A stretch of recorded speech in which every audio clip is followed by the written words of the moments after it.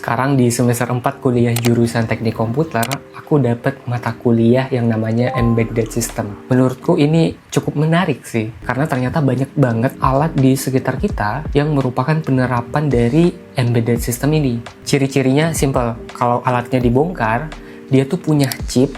Nah, chip ini tugasnya adalah mengontrol komponen input dan komponen output untuk melakukan satu tugas spesifik. Contohnya kayak timbangan digital, tugasnya spesifik, hanya untuk menentukan berat sebuah benda, kemudian nilai beratnya itu ditampilkan di LCD.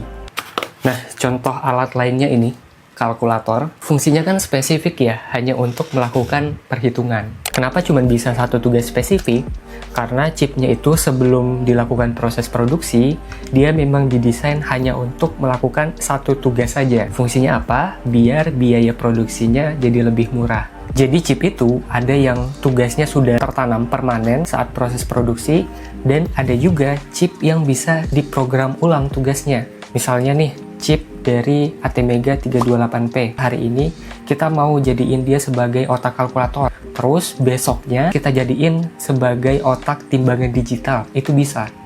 Nah, di mata kuliah Embedded System, kita tuh pakai chip yang programmable seperti ini. Biar kita bisa lebih bebas untuk bikin berbagai macam alat. Di mata kuliah Embedded System, kita tuh dikasih tugas akhir berupa membuat alat.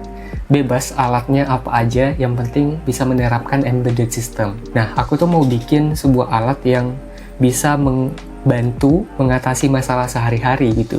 Jadi aku tanya ke teman-teman yang lain, masalah apa yang sekiranya bisa dibuatkan sebuah alat sebagai solusi. Nah, terus aku ngena banget sama permasalahan satu ini. Jadi mungkin permasalahanku untuk saat ini kan aku punya kucing ya di rumah. Tapi untuk kegiatanku yang sekarang itu yang buat aku sering di luar rumah, kucingku itu jadi sering telat makan. Untuk masalah yang lain itu kan ketika aku ngasih makan tuh sekarang ini nggak aku takar gitu ya. Jadi ya sekeluarnya aja gitu dari plastiknya gitu ya. Itu kadang terlalu sedikit atau kadang juga terlalu banyak. Masalahnya itu ketika di yang terlalu banyak, mereka tuh kadang-kadang nggak ngabisin makanannya gitu. Menarik juga. Berarti alat ini selain dia bisa otomatis, tapi bisa juga sesuai takaran. Bener. Terima kasih. Siap. Menurutku ini bakal menarik banget sih. Soalnya kan yang pelihara hewan di rumah juga banyak kan ya. Terus pasti juga banyak yang ngalamin hal-hal seperti ini. Aku bakal bikin alat ini bareng teman-teman sekelompok. Kira-kira kami bakal berhasil nggak ya?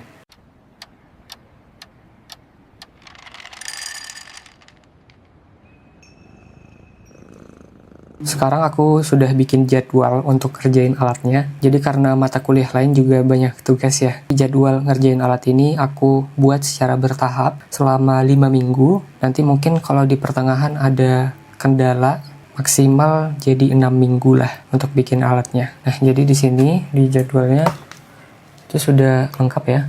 Ini ada kolom detail tugas, apa aja yang perlu dilakuin. Kesampingnya ada kolom yang ngerjain tugas ini siapa, ini tanggal mulai dan tanggal deadline.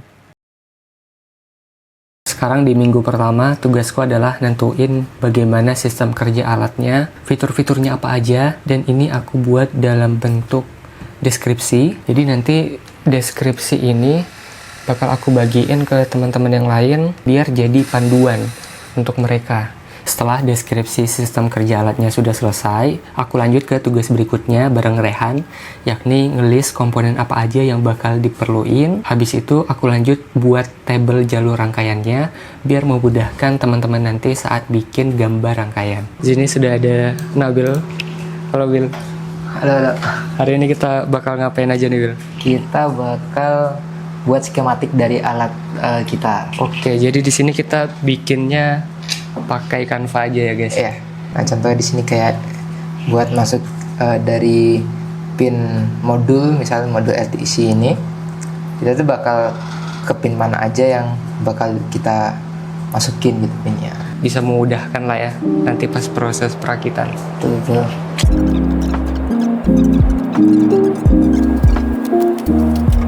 Gimana nih Han? Stok komponennya?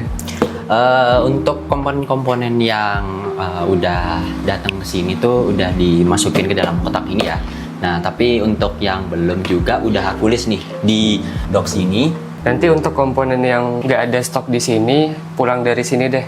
Aku pesenin komponen-komponennya lewat online aja. Oke, mantap. Kalau beli komponen-komponen elektronik di online marketplace kayak Shopee atau Tokopedia, aku tuh biasanya ngecek dulu di toko CNC Store Bandung. Karena komponen-komponen di toko ini tuh lengkap banget, jadi bisa sekalian satu ongkir gitu. Nah, terus ternyata toko CNC Store Bandung ini dia punya website sendiri. Menurutku ini bagus sih. Dengan adanya website sendiri, barang-barang itu bisa lebih murah gitu. Karena nggak ada biaya admin dari pihak penyedia marketplace. Ini komponen-komponen yang dibutuhin sudah aku pesen.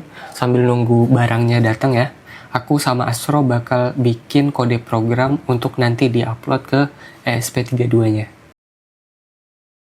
Hari ini kita ketemuan bareng Astro yang ngebantuin kita bikin kode program untuk alat pakan kucing otomatisnya. Gimana tuh perkembangan kodenya? Kurang lebih tampilan itu bakal kayak gini. Dia Oke. bakal nampilin bulannya, terus bakal ada sisa pakannya, bakal berapa persen, terus bisa kalibrasi timbangan. Kita bisa nuangin pakan secara manual dengan cara kita ngisi berapa gram yang kita mau. Kemudian dia bakal ngebuka sesuai gramnya tersebut. Ini ada jadwal pakan otomatisnya, kita bisa nambahin jadwal. Terus nanti mungkin tinggal dikonfigurasiin aja. Hari ini kita konfigurasiin variabel-variabel dari HTML ini nyambung ke kode Arduino. Akhirnya kelar juga guys. Nanti semua atribut untuk alat ini kayak gambar rangkaian, list komponen, terus juga kode program aku sertakan di kolom deskripsi ya guys. Oh ya, karena ini juga ada komponennya yang kurang sudah datang. Besok aku bareng teman-teman bakal ngumpul untuk uji coba kerangkai komponennya.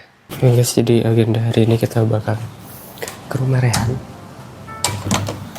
Kita bakal atas lagi rangkaian dan komponen mekanikalnya. Apakah bakal berhasil? Kita cek nanti.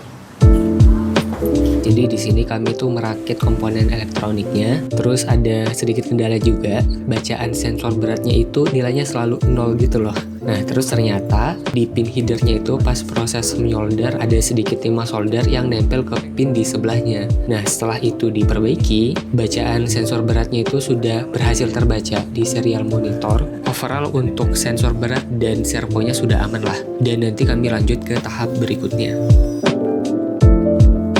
Oke guys, jadi hari ini hari Minggu pagi, aku mau ajakin kalian ke kampus. Jadi hari ini aku ada agenda presentasi terkait dengan bisnis yang aku sama teman-teman lagi jalanin. Ini aku mau bawa produknya. Gila, keren banget gitu. Produk dari Icraftonics. Jadi sini aku bawa mobil tenaga surya sama power bank dan juga ada beberapa produk prototype itu mobil remote control. Kalau teman-teman kuliah terus pengen bikin bisnis, itu bisa banget teman-teman cari info di kampus pendanaan untuk mahasiswa gitu. Ini aku udah siap-siapin barang, aku bawa tas dan mobilannya.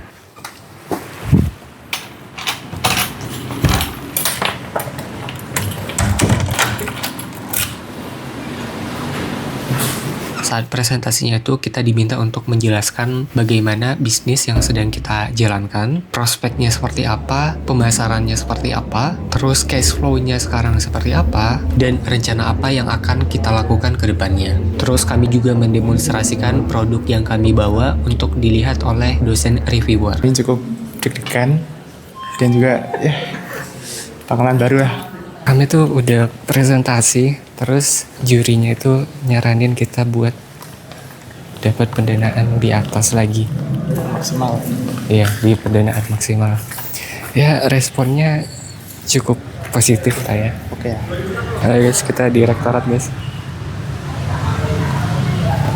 Pulang dari sini kita lanjut ngerjain project embedded system. Di sini aku bareng Fala mau ngedesain rangka alatnya. Nah, di sini kami pakai website Tinkercad. Nah, ini kan masih kosong ya. Jadi kita mau ngapain dulu nih? Jadi di sini kita bakal yang pertama itu kita import beberapa komponen yang bakal kita buat desainnya. Komponennya itu kita bisa nyarinya itu di website nama itu GrabCAD. Misalnya ada ESP. Nah, di sini ada beberapa file. Kita download yang STL. Kalau udah kita masuk ke websitenya tadi, kita langsung import aja di sini. Kita bakal masukin komponen-komponennya dulu. Biar ukuran rangka yang kita buat nanti bisa sesuai dengan ukuran real, menyesuaikan dengan ukuran dari komponen-komponennya. Jujur, sehari itu nggak cukup buat ngedesain rangka alatnya. Jadi setelah ketemuan di hari pertama, hari-hari berikutnya kami ngerjain desainnya masing-masing. Desain untuk rangka alatnya sudah selesai. Jadi untuk wadah pakannya kita pakai toples plastik, lubang untuk jalur keluar pakannya. Di sini ada servo yang bisa ngebuka tutup lubang jalur keluar pakan. Di dalam toples ini kita kan butuh sensor berat ya. Sensor beratnya itu ditempatin di sini. Nah, di dalam bagian ini untuk sensor berat. Terus di bagian belakang di sini tempat komponen-komponen elektroniknya kayak SP32, RTC dan komponen lainnya. Nah, rencananya untuk rangka alat ini kita bakalan pakai triplex 3 mm yang dipotong dengan metode laser cutting. Kita tuh bakal misahin part-partnya ini, terus ditidurin di base bawah, seperti ini. Kalau sudah seperti ini, kita ekspor. Ekspornya itu dalam format SVG untuk laser cutting. Nah, di minggu ini rangka alatnya itu sudah ready, jadi kami ngumpul lagi buat ngerakit alatnya. Gimana? Kita lumayan sendiri dong. Lumayan sendiri lagi. Oh ya, ternyata ada beberapa bagian yang hasilnya itu kurang sesuai, tapi nggak apa-apa, masih bisa kami perbaiki sendiri kok. Gini aja lah dulu, walaupun berantakan. Wis, oke sih. Nanti di sini ada LED. Nah, jadi kita buka WiFi, terus masuk ke pet feeder. Masukkan sandinya 1 sampai 8. Ini nanti sandinya bisa diatur di kode program. Udah, sambung. Udah. Buka ini pengaturan WiFi. Nah, itu masuk ke kelola router. Ini tampilan webnya ya. Ada jam, terus ada persentase. Kalau di sini kita pakai tang aja sebagai pemberat. Terus kita mau ngetes buka tutup servo ke bawah. Terus nih jumlah pakannya isi bebas aja 50. Buat takarannya itu gram. Nah, servonya bakal gerak membuka. Nah, kalau nggak ada pakan yang keluar atau nyangkut, dia bakal getar kayak tadi. Terus nutup lagi. Di sini tertulis gagal, mesin macet atau wadah sedang kosong karena nggak ada perubahan berat. Coba lagi tuang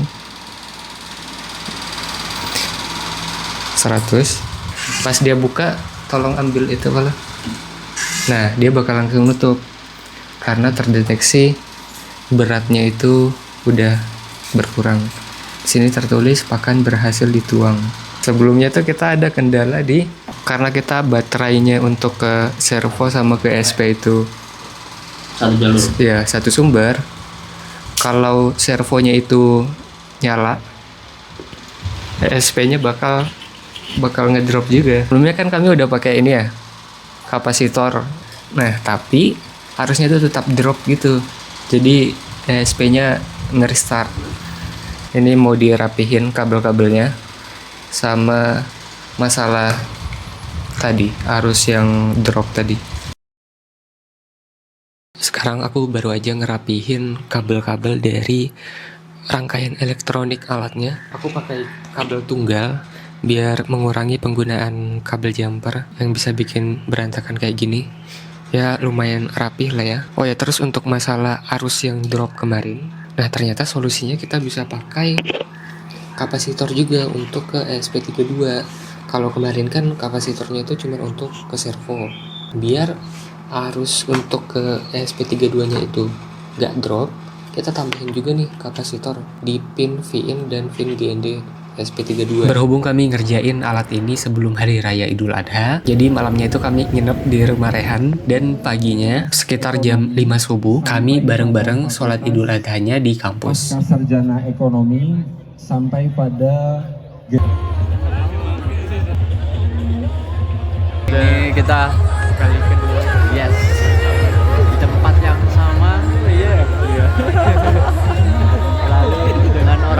bertambah kali ini ya. Oh iya, kalau kita cuma Berdua doang. sekarang udah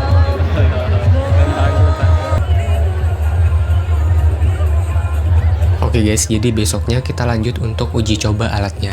Jadi di sini kita sudah ada pakan kucingnya guys. Oke, ternyata kita harus buka tutupannya dulu guys. Terus dipasang, tuang. Gini aja kali ya. Ini tombol buat reset sama nyalain wifi dari SP32. Kalau kita tekan di bawah 5 detik, dia nyalain wifi. Kalau kita tekan lebih dari 5 detik, dia buat ngeriset. Seperti cara kemarin ya, kita buka pengaturan. Kita tuang 10 gram deh, tuang. Yo, emang harus penuh gak sih biar dia tuh kedorong keluar. Terus katupnya tuh nggak buka. Ya oke sih. Oh iya nih, coba lihat nih. Di atasnya sudah bolong, sudah habis berarti kan? Berarti ini memang pakan sisa gitu loh. Iya. Harus ditambah lagi. Bentar deh, kita tambah pakan dulu ya. Berarti segini muatnya sekilo ya guys. Terus di sini kita mau keluarin 50 gram. Tuang. No way. Tetap nyangkut. Karena tetap nyangkut, jadi lubang jalur keluar pakannya dilebarin lagi. Dan setelah itu sudah berhasil guys. Ini my outfit gue hari ini ya guys. Sama lagi turnya. Iya cuy. Sama celananya juga. Iya cuy. Langsung ke TW. Error guys. Timbangannya belum real time gitu. 3 detik kah apa 5 detik baru ngebaca lagi. Di sini 700, terus kita mau keluarin 3 gram. Pasti banyak juga gitu keluarin. Tuang. Kita lihat ya, tadi kan 700. Sekarang jadi 687. Karena kita cuma mau Ngeluarin 3 gram. Karena pembacaan ininya harus real time berarti, pembacaan beratnya. Oke, tadi kode programnya di sini sudah diubah biar dia tuh lebih cepat lah pembacaannya. Terus kita mau tuang 10 gram. Harus 935 ya. Baru ngebaca berarti. Oh, 935, 936. Harusnya kalau berkurang 10 gram nanti jadi 925. Tuang. Oh. Sekarang di sini sudah ada tulisannya, berhasil dituang. 925. Pas cuy. Let's go. Pas. 10 gram. Berarti segini ya, 10 gram ya. Nah itu buat satu kali makan. Ini makan pagi. Iya. Berarti kalau sore atau malam segini lagi. Iya. Sekarang kita mau ngetes pakai jadwal waktu. Kita mau atur di jam 14.52. Setel. Kita tuang 56, 57, 58, 59. 60. Sebanyak ini kalau 25 ya. 25 enggak banget. Ini kan 25 ya. Tadi Tadi 10. Oh iya. Emang lebih sedikit. Iya. Tadi kan sempat nyangkut. Iya. Itu karena di bawah sudah penuh, jadi dia tuh di atasnya nyangkut juga di sini kan. Iya. Berarti ini harus tinggi sih. Sebelumnya kan dia nggak bisa jatuh karena Kurang miring. kurang miring. Nah, tapi kalau kita miringin, jarak dia ke tanah itu lebih Iya. dekat. Jadi kemiringannya harus lebih Miring. dicuramin, terus Baru harus panjangnya lebih juga tinggi. harus dikurangin. Tapi kalau buat presentasi besok, Cukup sih. Udah pas yang penting selesai. A ya, please. A plus. please. A plus. A plus. Anggota tim yang ngerjain alat pakan kucing ini. Terima kasih semuanya. Di sini ada Mas Nabil. Hey. Halo. Mas Nabil ini yang ngerjain Apa tuh? rangkaian, Oke. laporan, Tuh. handle. Terima kasih ya, Bil. Sama-sama, Dir. Terus di sini juga ada Mas Rehan. Halo.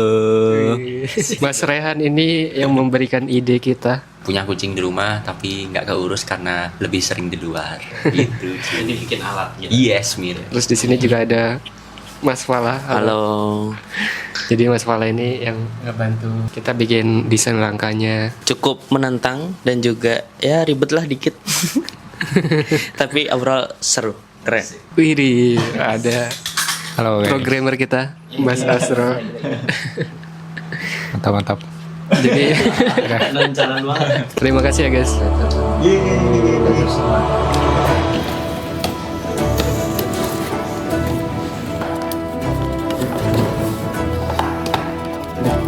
Nah guys, jadi sekarang kita sudah di kampus. Habis ini kita bakal presentasiin alatnya. Manfaat proyek cara kerja.